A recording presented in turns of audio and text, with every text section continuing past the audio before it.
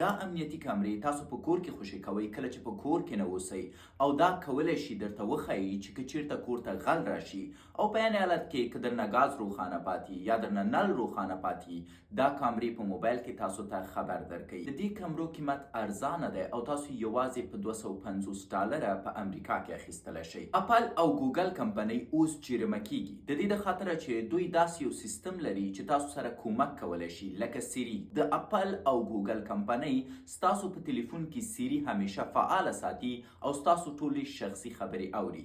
مثلا که چیرته ته خپل مال سره ناست وې او هغې ته وایي چې راځه برګر وخورو نو کله چې تلیفون خلاصوي دفعتا تاته د برګر اعلانات راځي ځکه سیري په تا باندې مخبري کوي او د دې له امله اوس په امریکا کې دوی جرمه کیږي. ساینسپوهانو بیا یو وایرس فضا ته لیږدولی دی او کله چې د فضا نه بیرته دا وایرس راوړی دی اوس هغه په یو بل ډول وایرس بدل شوی چې ورته فضایي وایرس وایي او ساینسپوهانو ویلي دي چې دا وایرس نسبت اولي وایرس نه ډیر خطرناکه دی.